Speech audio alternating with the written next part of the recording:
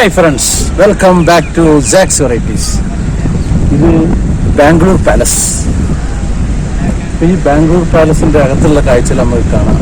ഈ ടിക്കറ്റ് എടുക്കണം, ഒരുപാട് കാര്യങ്ങളുണ്ട്. അപ്പോൾ അതിനുള്ളിലുള്ള കാഴ്ചകൾ ഈ എപ്പിസോഡ് ഓക്കെ.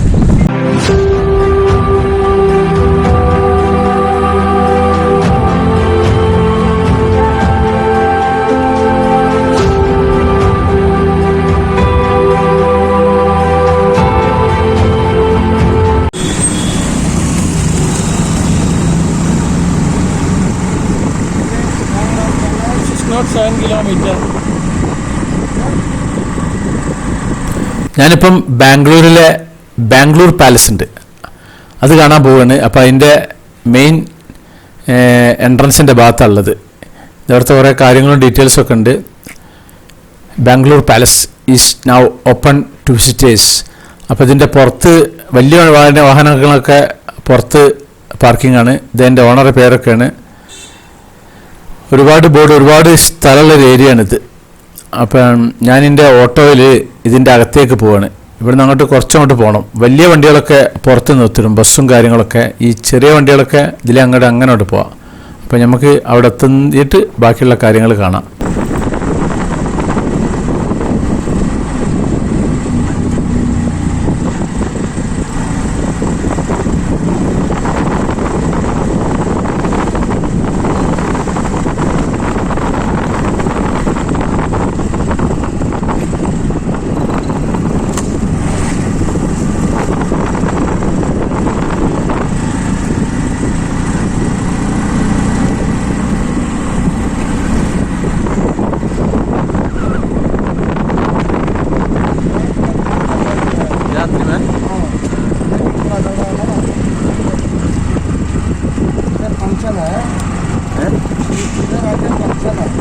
फंक्शन है।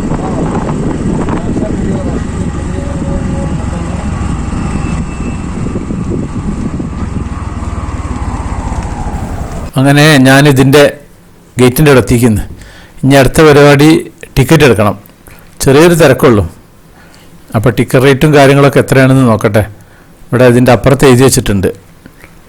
അപ്പോൾ ഇന്ത്യൻ വിസിറ്റേഴ്സിന് 240 രൂപയാണ്, പിന്നെ ഫോറിനേഴ്സിന് 450 പിന്നെ മൊബൈൽ ക്യാമറയ്ക്ക് 300 സ്റ്റിൽ ക്യാമറയ്ക്ക് 710 പിന്നെ വീഡിയോ ക്യാമറയ്ക്ക് 1480 ഇതിൻ്റെ താഴെ കുറേ കളറിലുള്ള ഇതുണ്ടല്ലേ, റോസും പച്ച മഞ്ഞ ഓറഞ്ചൊക്കെ, അതൊക്കെ ഓരോ വളകളാണ്.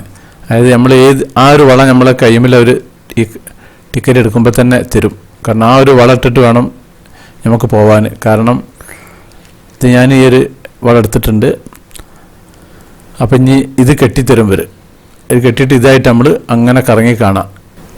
അപ്പോൾ ഇത് സംഭവം കെട്ടിക്കഴിഞ്ഞിരിക്കുന്നു. ഇനി ഞാനിതിൻ്റെ അകത്തേക്ക് പോവുകയാണ്. ഇതാണ് ടിക്കറ്റ് കൊടുത്തിരുന്ന ആ ഒരു സന്ദർശകർ വന്നിട്ടുണ്ടെങ്കിൽ ആദ്യം കയറുന്നൊരു ഹാളാണ് ഈ ഹാള്. ഇവിടെ കുറച്ച് ചിത്രങ്ങളും കാര്യങ്ങളൊക്കെ ഉണ്ട് ഇതിൻ്റെ ഈ ഭാഗത്ത്. ഇനി ഇതിൻ്റെ അകത്തേക്ക് കയറണം. ഇവിടെ അധികം ആളുകളൊന്നുമില്ല, വലിയ ഒച്ചയും വിളിയും തിരക്കൊന്നും കാണുന്നില്ല. നല്ല തൂണുകളും കാര്യങ്ങളൊക്കെ ഉണ്ട്. ഇതാണ് ഇതിലേക്ക് കടക്കാനുള്ള മെയിൻ കവാടം. ഒരു ചെറിയൊരു ഡോറാണ്. അപ്പോൾ ഡോറിൽ അങ്ങോട്ടേക്ക് ഉള്ളിലേക്ക് കടക്കാൻ പോവാണ്. ഇത് ഡോറിൻ്റെ അടുത്ത് നമ്മൾ ടിക്കറ്റ് എടുത്തിരുന്ന ആ ഭാഗം. അപ്പോൾ ഇതിനുള്ളിൽ കയറി ഉടനെ തന്നെ റിബൺ വെച്ചിട്ടൊരു ഭാഗമുണ്ട്. അതായത് സന്ദർശകർക്ക് പോകാനുള്ള ഈ ഒരു ഭാഗം. അതിൻ്റെ ഉള്ളിൽ കൂടി അങ്ങനെ പോയാൽ മതി. അല്ലാണ്ട് മൊത്തം പരന്ന് നടക്കേണ്ട ആവശ്യമില്ല. നല്ല പെയിൻറ്റിങ് ഒക്കെ ചെയ്ത് നല്ല സൂപ്പറാക്കിയിരുന്നു. കാരണം ഇതൊരു പ്രൈവറ്റാണ്. അപ്പോൾ അതുകൊണ്ട് അതിനനുസരിച്ചുള്ള മെയിൻ്റനൻസ് ഉണ്ട്. ഇത് നല്ല ഭംഗിയിലൊക്കെ അറേഞ്ച് ചെയ്ത് വെച്ചിരിക്കുന്നത്. വലിയ ഒച്ചയും വിളിയും തിരക്കോ കാര്യങ്ങളൊന്നുമില്ല ഇവിടെ. 19-ാം നൂറ്റാണ്ടിലെ ഒരു രാജകൊട്ടാരാണ് ഈ പാലസ്. ബാംഗ്ലൂരിലെ സെൻട്രൽ ഹൈസ്കൂളിലെ ഭാഗത്താണ് നിൽക്കുന്നത്.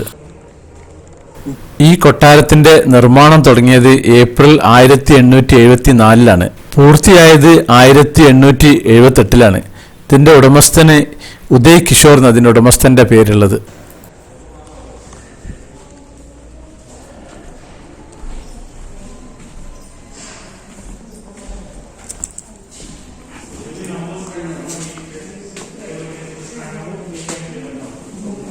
ഇവിടെ ഇങ്ങനെ ഒരു സിസ്റ്റം ഉണ്ട്. വിദേശ രാജ്യങ്ങളിലൊക്കെ ഉള്ള പോലെ ഇതിൻ്റെ details Kannada, Hindi, Tamil, Telugu, Malayalam, English, France, Dutch, Italy, Spain ഈ ഭാഷകളിലൊക്കെ വിവർത്തനം നമുക്കറിയാൻ കഴിയും. ഒരു ഹെഡ്ഫോൺ താഴെ നമ്മൾ കൗണ്ടറിൽ കിട്ടും, അതിന് നമ്മൾ എക്സ്ട്രാ കാശ് കൊടുക്കണം. അത് പൊതുവേ എല്ലാ വിദേശ രാജ്യങ്ങളിലും ഇൻക്ലൂഡ് ഇതിനുള്ളിൽ കയറുമ്പോൾ ഇതിനിവിടെ എക്സ്ട്രാ കാശ് കൊടുത്തിട്ടുള്ളൂ പറ്റുക. കാരണം ഇവിടെ അധികം വിദേശികൾ കുറവാണല്ലോ വരവ്.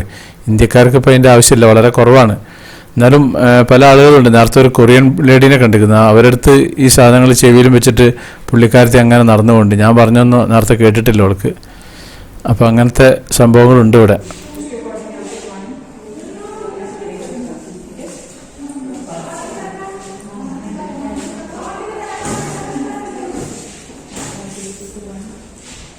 ഇനി ഇതിൻ്റെ താഴെ അധികം കാണാനില്ല, ഇനി മുകളിലാണ് ബാക്കി കാര്യങ്ങളൊക്കെ ഉള്ളത്.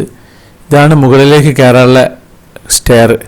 ഇതൊരിങ്ങനെ ഒരു ചെരിഞ്ഞിട്ടുള്ളൊരു മോഡലാണ്. ചുമരുമ്മലൊക്കെ നല്ല ഫോട്ടോസും കാര്യങ്ങളൊക്കെ വെച്ചിട്ടുണ്ട്. ചുമരൊക്കെ നല്ലോണം പെയിൻ്റ് അടിച്ച് നല്ല അതിഭംഗിയാക്കിയിട്ടുണ്ട്. ഇതിങ്ങനെ നല്ല വീതിയുള്ള സ്റ്റെപ്പാണ്. ഇങ്ങനെ കയറി അങ്ങോട്ട് പോവുക. ഇതിൽ കുറച്ച് സന്ദർശകരൊക്കെ ഉണ്ട്. സന്ദർശകർ എന്ന് പറഞ്ഞാൽ വളരെ വിരലിലെണ്ണാവുന്ന സന്ദർശകരുള്ളൂ, അധികം തിരക്കും കാര്യങ്ങളും. ഇപ്പോൾ സമയം 12:20 ആയിരിക്കുന്നു, ഉച്ച സമയം. ചുമരമ്പിലൊക്കെ ആനക്കൊമ്പും കാര്യങ്ങളൊക്കെ ഉണ്ട്. ഇതൊക്കെ പിന്നെ മരത്തിൻ്റെ ഹാൻഡ് റെയിലാണ് ഈ കാണുന്നതൊക്കെ. നല്ല കൊത്തുപണിയിലൊക്കെ എല്ലാം ഉഷാറാക്കി വെച്ചേക്കുന്നത്. അപ്പോൾ ഇനി ഇതിൻ്റെ മുകളിൽ എത്തിക്കഴിഞ്ഞിട്ട് ബാക്കിയുള്ള കാഴ്ചകൾ നമുക്ക് അങ്ങനെ മുകൾ ഭാഗത്ത് നിന്ന് ഇങ്ങനെ കാണാം നമുക്ക്. ഈ ബാംഗ്ലൂരിലെ സെൻട്രൽ ഹൈസ്കൂളിൻ്റെ ആദ്യത്തെ പ്രിൻസിപ്പാൾ ഉണ്ടായിരുന്നു ജോൺ ഗാരറ്റ്. അദ്ദേഹത്തിൻ്റെ ഉടമസ്ഥയിലുള്ള പ്രദേശത്താണ് ഇപ്പോൾ ഈ കൊട്ടാരത്തിൻ്റെ നിർമ്മാണം അദ്ദേഹത്തു നിന്നാണ് തുടങ്ങിയിട്ടുള്ളത്, ഈ ജോൺ ഗാരറ്റിൻ്റെ അടുത്തുനിന്ന്. ഇത് മുകളിൽ നിന്ന് ഇപ്പോൾ നേരത്തെ കയറി വന്ന കോടി താഴത്തേക്കുള്ള കാഴ്ചകളാണ്. അപ്പം ഇനി അങ്ങനെ കാഴ്ചകൾ ഓരോന്ന് കണ്ടുമുട്ട് അങ്ങനെ നമുക്ക് പോവാനി.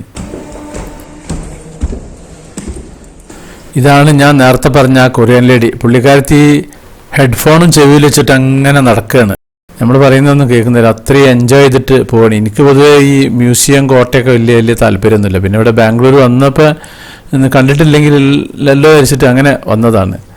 ഇതിങ്ങനെ ഒഴിഞ്ഞങ്ങനെ നല്ല വൃത്തി കാര്യങ്ങളൊക്കെയാണ്, കംപ്ലീറ്റ് നല്ല പെർഫെക്റ്റ് ആയിട്ട് നല്ല മെയിൻറ്റെയിൻ ചെയ്ത് നടത്തുന്നുണ്ട് അവർ. ഏതായാലും കാശ് കൊടുക്കുന്നതനുസരിച്ചിട്ട് വൃത്തി കാര്യങ്ങളുണ്ട് ഇതിൻ്റെ ഉള്ളിൽ.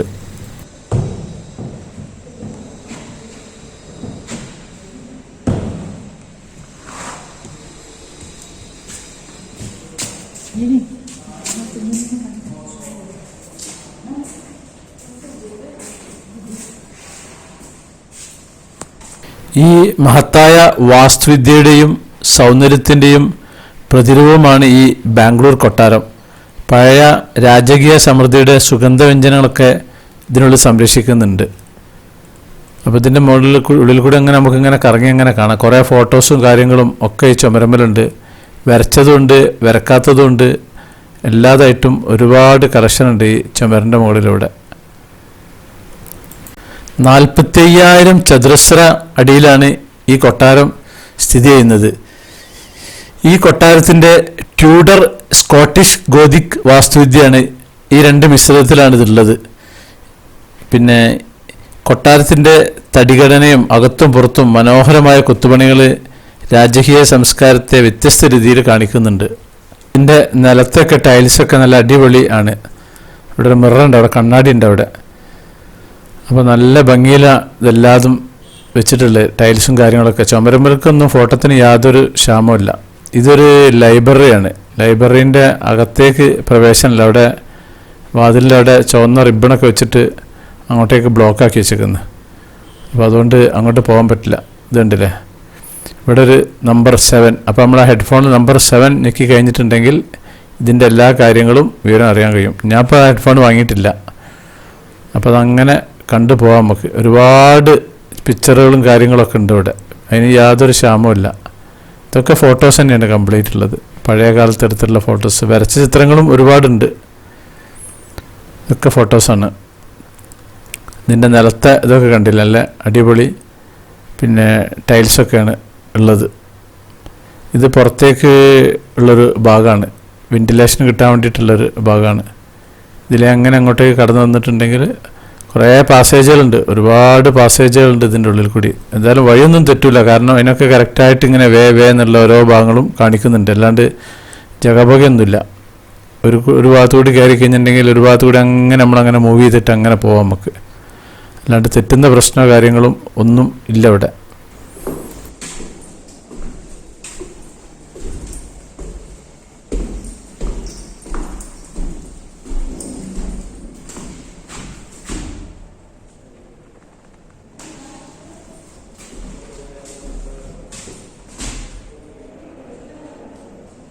ബാംഗ്ലൂരിലെ ജയമഹലിനും സദാശിവനഗറിനും ഇടയിലാണ് ഈ പാലസ് ഗാർഡൻ സ്ഥിതി ചെയ്യുന്നത് ബാംഗ്ലൂരിലെ. ഇത് ഇവിടെ വെന്റിലേഷന് വേണ്ടിയിട്ട് ഇങ്ങനെ കൊട്ടാരത്തിൻ്റെ ചില ഭാഗങ്ങളിലൊക്കെ ഉണ്ട്, ഇങ്ങനെ സ്ക്വയറിൽ കംപ്ലീറ്റ് ഇങ്ങനെ ഓപ്പണായിട്ട് ഈ ഒരു ഭാഗം കംപ്ലീറ്റ് മഴയൊക്കെ പെയ്തിട്ടുണ്ടെങ്കിൽ താഴേക്ക് വീഴും. അങ്ങനത്തെ ഒരു ഭാഗമാണ് ഈ ഒരു ഭാഗം. ഇതിങ്ങനെ പല സ്ഥലങ്ങളിലുണ്ട് ഇതേപോലെ. നല്ല വെന്റിലേഷനും കാര്യങ്ങളും എയർ സർക്കുലേഷനും ഒക്കെ കിട്ടും. പഴയ കാലത്തെ മേശയും കാര്യങ്ങളൊക്കെയാണ് ഉള്ളത് ഇവിടെ. കണ്ണാടി ഉണ്ട്, കുറേ പഴയ ഷെൽഫുകൾ, ചെറിയ ചെറിയ ഷെൽഫുകൾ ഒക്കെ ഈ പാസേജിൽ ഇട്ടിട്ടുണ്ട്. ഇതൊക്കെ ഉണ്ടല്ലോ, ഇത് പഴയകാല ഒന്നിൻ്റെ അടപ്പ് പൊളിഞ്ഞു വയ്ക്കുന്നു. തുറന്നിട്ട് ഇങ്ങോട്ട് കിട്ടുന്നില്ല ഈ സാധനം. മറ്റേ ഭാഗത്തുള്ള കാണുന്നില്ല. അതിനുള്ള ചിത്രങ്ങളും കാര്യങ്ങളൊക്കെ ഉണ്ട്. ഇതൊക്കെ വരച്ച ചിത്രങ്ങളാണ് ഈ കാണുന്നത്. അപ്പം അങ്ങനെ ഈ ഓപ്പൺ ഏരിയൻ്റെ സൈഡിൽ കൂടിയാണ് ഇതൊക്കെ ഉള്ളത് കംപ്ലീറ്റ്. ഇതാണ് ഈ ഓപ്പൺ ഏരിയ, ഞാൻ നേരത്തെ പറഞ്ഞില്ലേ. ഇത് കംപ്ലീറ്റ് മഴയും വെയിലൊക്കെ കൊള്ളും ഇതിൻ്റെ താഴത്ത്. ഇതാണ് ഈ ഭാഗം. അവിടെ ഇരിക്കാൻ ചെറുമട്ടത്തിൽ പിന്നെ ഒരു കോൺക്രീറ്റിൻ്റെ ഒരു കെട്ടയാകുമ്പോൾ ടൈൽസൊക്കെ പഴിച്ചിരിക്കുന്നത്. പച്ചയും മഞ്ഞയും ചുവപ്പും ഒക്കെ കളർ വെച്ച് ഒക്കെ ആക്കിയിട്ടുണ്ട്. പക്ഷെ അതൊക്കെ മഴ പെയ്തിട്ട് ഇങ്ങനെ നരച്ച പോലെ ആയിട്ടുണ്ട് ഇവിടെ. ഇങ്ങനെ ഏതായാലും ഭംഗിയുണ്ട് സംഭവം കാണാൻ. ഏതായാലും ഇതിൻ്റെ മുകളിൽ ഇങ്ങനെ ഒരു നെറ്റ് ഇട്ടിട്ടുണ്ട്, കിളികളൊന്നും ഇങ്ങോട്ട് വരാതിരിക്കാൻ അതിൻ്റെ ഉള്ളിലേക്ക്. ദക്ഷിണേന്ത്യയിലെ ഏറ്റവും ശക്തരായ രാജവംശങ്ങളിലൊന്നിൻ്റെ ഗംഭീരവും ആഡംബരപരവുമായ പ്രതാപത്തിന് സാക്ഷ്യം വഹിക്കാനുള്ള ഒരു കൊട്ടാരാണിത്. പാലസാണ് ഈ ഒരു പാലസ്. ഇവിടെ വലിയ വലിയ വമ്പൻ പാർട്ടികളൊക്കെ, കല്യാണങ്ങളും കാര്യങ്ങളൊക്കെ ഈ പാലസിൻ്റെ പുറത്ത് നടക്കലുണ്ട്. ഗാനമേളയും കാര്യങ്ങളൊക്കെ നടക്കാറുണ്ട് ഇവിടെ. അപ്പം ഇനി ഒരുപാട് ഭാഗങ്ങൾ ഇനിയും കാണാനുണ്ട്. അപ്പോൾ ഈ ഒരു പീസ് ഞാൻ ഇവിടെ വെച്ചിട്ട് നിർത്തുകയാണ്. ബാക്കി നമുക്ക് ഇനി അടുത്തതിൽ കാണാം. അപ്പോൾ നമ്മളെ ചാനൽ നിങ്ങൾ ആദ്യമായിട്ട് കാണുന്നവരാണെങ്കിൽ സബ്സ്ക്രൈബ് ചെയ്യുക, പിന്നെ ലൈക്ക് ചെയ്യാൻ മറക്കണ്ട, കമൻറ്റുകൾ പോസ്റ്റ് ചെയ്യണം, പിന്നെ ഷെയർ ചെയ്യാൻ മറക്കരുത്. എന്നാൽ താങ്ക് യു.